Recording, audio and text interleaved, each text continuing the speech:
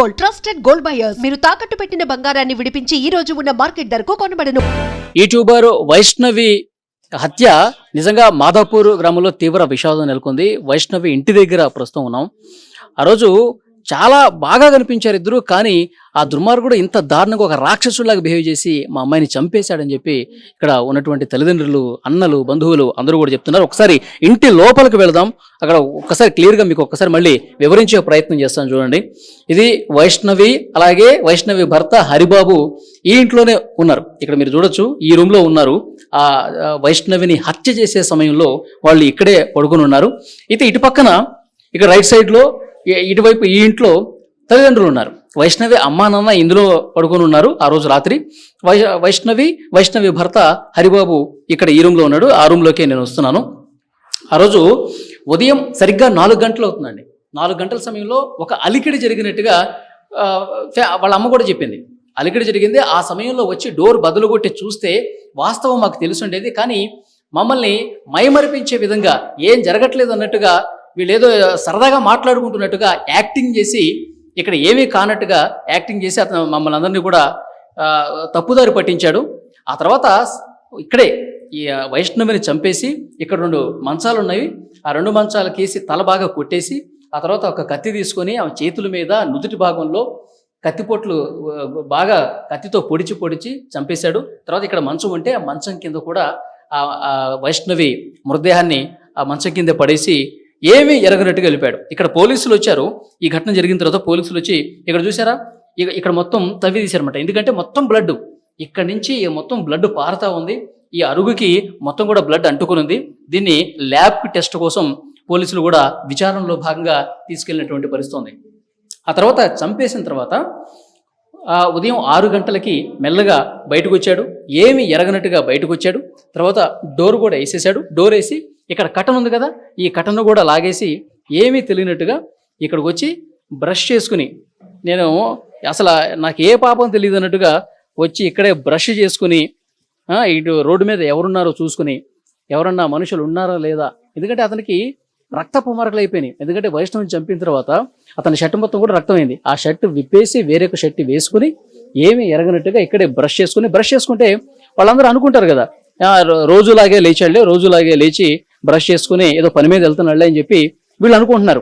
కానీ ఇంత దుర్మార్గంగా రాక్షసుల్లాగా కన్న కూతుర్ని ఇక్కడ మా బిడ్డను చంపేసి వెళ్ళిపోయాడని చెప్పి అసలు మేము అనుకోలేదు అని చెప్పి వీళ్ళ తల్లి చెప్తుంది, వైష్ణవ తల్లి చెప్తుంది. వీడు వెళ్ళిపోయిన తర్వాత అక్కడ బైక్ తీసుకుని ఇక్కడ బ్రష్ చేసుకుని బైక్ తీసుకుని ఫాస్ట్గా వెళ్ళిపోయాడు. తర్వాత ఇతను వెళ్ళిపోయిన తర్వాత అరగంట అవుతుంది, గంట అవుతుంది, గంటన్నర అవుతుంది. ఏంటి అమ్మాయి ఇంకా లేవలేదు, 4 నెలల గర్భం ఉంది. తర్వాత ఉదయాన్నే ప్రతిరోజు పిలిచేది, అమ్మని పిలిచేది, ఏదైనా తీసుకురమ్మని చెప్పి అడిగేది. ఏదైనా వామిటింగ్ వస్తుంటే బయటకు వచ్చి వామిట్ చేసుకునేది. కానీ అసలు ఏమాత్రం అలికిడలేదు ఏంటని చెప్పి డోర్ తీసి చూశారు. డోర్ తీసి చూస్తే రక్తపు మడుగులో పడిపోయింది. ఒక్కసారిగా షాక్ అయిపోయారు. కత్తిపోట్లు ఉన్నాయి. అక్కడ మంచానికి కూడా రక్తం అంటుకున్నటువంటి పరిస్థితి ఉంది. ఒకసారి ఇక్కడ దృశ్యాలు చూడండి. ఇక్కడ మంచానికి కూడా రక్తం ఏ విధంగా అంటుకున్నదో చూడండి. ఇదే ఒక సజీవ సాక్ష్యంగా మీకు చాలా స్పష్టంగా కనిపిస్తుంది. మంచం కోళ్ళకి ఇక్కడంతా కూడా వైష్ణవి బ్లడ్ మరకలు అనేవి ఇక్కడ చాలా స్పష్టంగా, అంటే కత్తితో పొడిచిన తర్వాత నుదుటి మీద, చేతుల మీద, గొంతు పీసికి చంపిన తర్వాత ఆ రక్తం అంటుకుంది. మంచం కింద పడేశాడు. మొత్తం బ్లడ్ కూడా కారి మంచానికి ఏ విధంగా అంటుకుందో ఇక్కడ చాలా క్లియర్గా ఈ దృశ్యం కూడా మనకు కనిపిస్తోంది. నిజంగా తల్లిదండ్రులు చాలా బాధతో మాట్లాడుతున్నారు, ఆవేదనతో మాట్లాడుతున్నారు.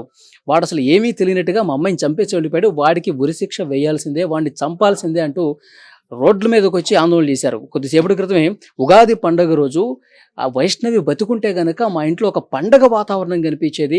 ఇంటిల్లిపాదు నవ్వుకుంటూ ఆమె వీడియోలు చేసుకుంటూ చాలా సంతోషంగా గడిపి ఉండేవాళ్ళం.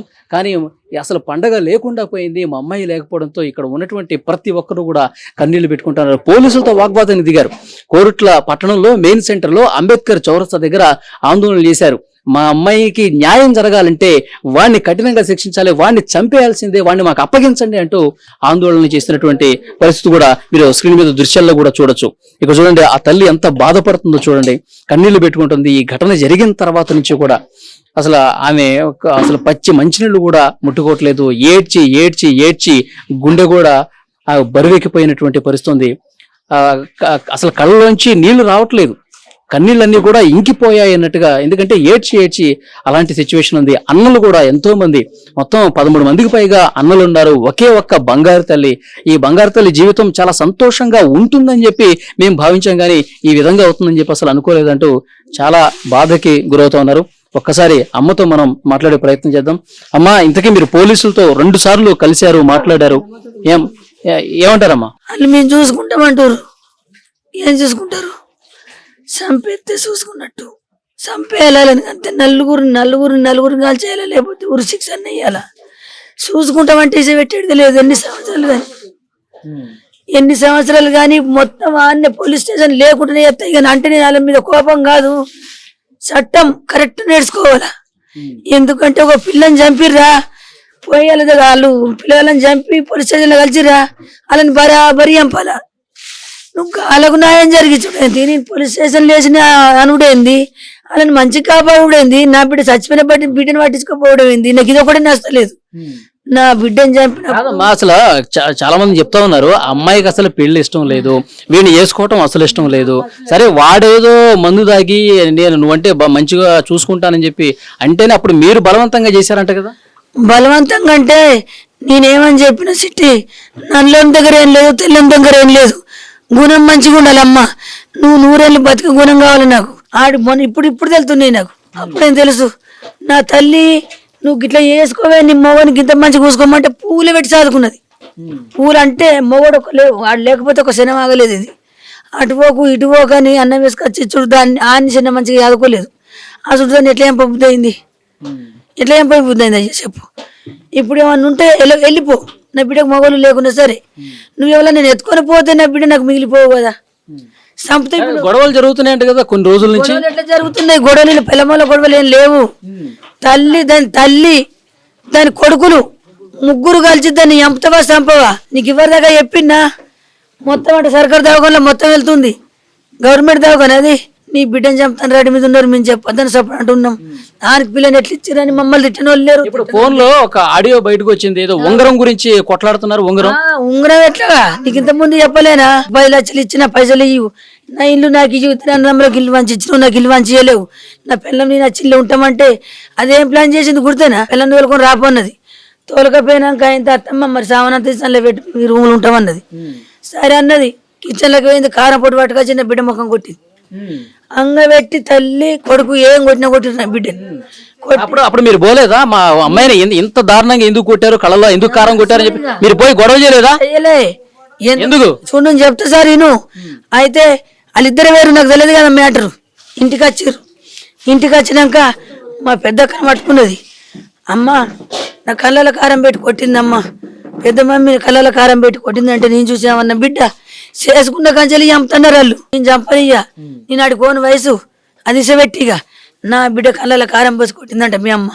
నేను ఈ 100 మందిని పట్టుకొని పోతా, పంచది పెడతా అంటే నా తల్లి మీద పంచది పెట్టకు, నీ కాలు మొక్కుతా, నేను మళ్ళీ సరి కొట్ల కోను. నేను ఈయన బత్త నచ్చిన ఈయన బత్త నీ బిడ్డను పట్టుకొని. తెలుసో తెలకపోయినా మా అమ్మ ఇస్తుంది కావచ్చు అని అడుగుతాను పోయినా, ఇట్లా కొడుతుందని నాకు తెలియదు. 10 మందిలో బదనం చేయకు, నాకు 50,000 లక్ష రూపాయలు అడగట్టాలంటే నా దగ్గర లేవత్తమ్మ. మనకు లేని పరిస్థితి, నేను లేని పరిస్థితులు ఉన్నా సార్. ఇదొకటి నా దగ్గర రూపాయి లేని పరిస్థితులు ఉన్నా, మొత్తం బాగులే. 20 లక్షలు తీసుకురా, 20 లక్షలు తీసుకొస్తేనే నువ్వు ఇంటికి రా అన్నదంట వాళ్ళు. 20 లక్షలు తీసుకొని రా, నా ఇంట్లో నువ్వు ఉండాలంటే 4 ఎకరాల పొలం ఉండాలా, నీకు 1 కోటి రూపాయల ఆస్తి ఉండాలా. నిజామాబాద్లో నీ పిల్లని మాట్లాడిన 4 ఎకరాల పొలం ఇస్తున్నది, 20 లక్షలు ఇస్తున్నది.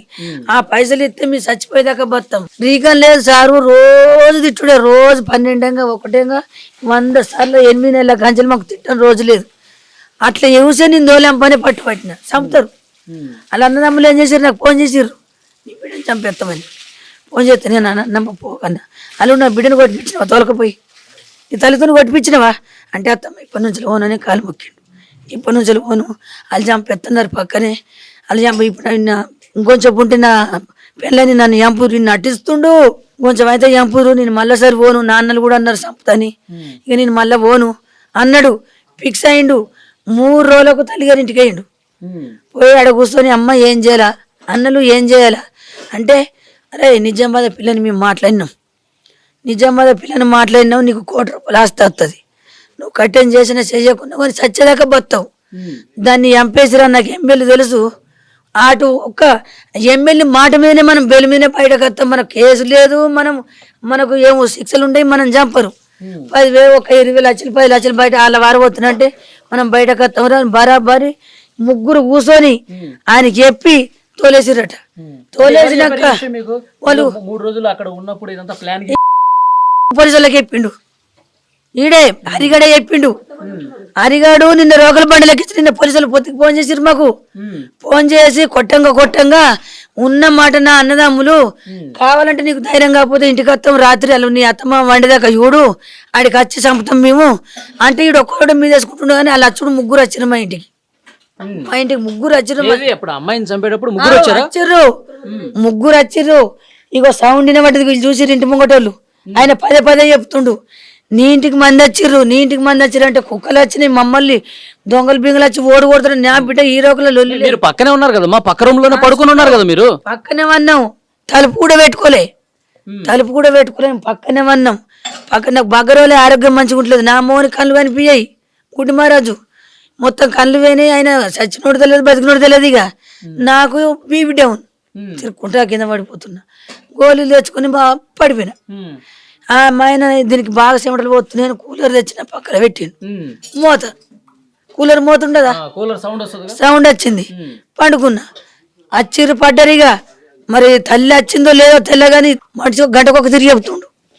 మా అమ్మ వచ్చింది అంటుండు, మా ఇద్దరు అన్నదమ్ములు వచ్చింది అంటుండు. మళ్ళీ నేను ఒక్కడిని చంపిన అంటుండు. ఒక్కడి చంపిన విషయం కాదు, వాళ్ళ అమ్మ ఇద్దరు అన్నదమ్ములు వచ్చి కాదు. ఈ గల్లీలో సీసీ కెమెరాలు ఏం లేవా? ఎవరు వచ్చారు, ఎంతమంది వచ్చారు తెలుసు కదా. సీసీ కెమెరాలు ఏడపడి సీసీ కెమెరాలు లేవు మా ఊళ్ళే. లేవు, గాడు ఉన్నాయి, కచ్చరిగాడు ఉన్నాయి.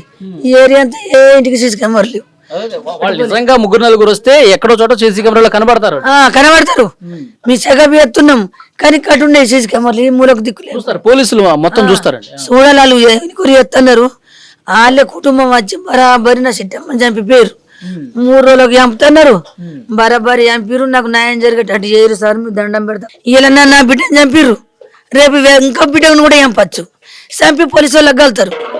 వాళ్ళ 2 ఏళ్ళ ఉంటారు. ఒక 10 లక్షల వారితే బయటకు వస్తారు. దానికి న్యాయం ఎట్లా? మళ్ళీ వేరే వాళ్ళని చంపుకుంటూ పోతారు. మళ్ళీ 4 రోజులు ఉంటారు, ₹1,00,000 వారిస్తారు, మళ్ళీ బయటకు వస్తారు. ఇట్లా బుద్ధి చెప్పకపోతే అందరికి ఎట్లా తెలియాలా? ఈ న్యాయం ఏదైనా నడుతుందా? ఒక అమ్మాయిని చంపిందంటే ఆన్ని నడి రోడ్డు మీద, లేకపోతే వెంటనే ఉరి శిక్ష అయ్యాలా. మీ కోపానికి, మీ ఆవేదనకి, మీ బాధకి అర్థం ఉంది. సో అది తల్లి ఆవేదన చూడండి ఎంత బాధపడుతుందో. ఈ ఘటన జరిగిన తర్వాత కూడా ఏడుస్తూనే ఉంది. మా అమ్మాయికి న్యాయం జరగాలి. ఒక ప్లాన్ ప్రకారం వాడు హరిబాబు, వాళ్ళ తల్లి, అన్నలు అందరూ కూడా కలిసి ఇంటికి వచ్చి చాలా దారుణంగా మా అమ్మాయిని చంపేశారని చెప్పి బాధపడతా ఉంది ఆ తల్లి. పోలీసులు ఎట్టి పరిస్థితుల్లో న్యాయం చేయాలి, న్యాయం చేయకపోతే మళ్ళీ మేము రోడ్డు ఎక్కుతామని చెప్పి చాలా ఆవేదనతో వాళ్ళు మాట్లాడుతున్న పరిస్థితి. ఇది వైష్ణవి ఇంటి దగ్గర ఉన్నటువంటి situation. And for more videos, please subscribe to iDream. Please subscribe to iDream. Please subscribe iDream. And please subscribe to iDream. For more videos, subscribe to iDream. please like, share and subscribe to the channel. Congratulations, iDream. Subscribe to iDream. Subscribe to iDream. So subscribe to iDream Media. iDream ki iDream team andarki huge congratulations. Please subscribe iDream Media. Please subscribe to iDream. Subscribe iDream. Please subscribe to iDream. iDream అంటే నా కళల channel subscribe చేసుకున్న నోరు తిరుగుతలేదు. మీరైతే గంట గుర్తు కొట్టండి. For more such videos, please subscribe to iDream. Subscribe to iDream. Please subscribe to iDream. Please subscribe iDream Media. Please do subscribe to iDream. Please subscribe to iDream Media. For best entertainment and information, please subscribe iDream. And don't forget to subscribe to iDream.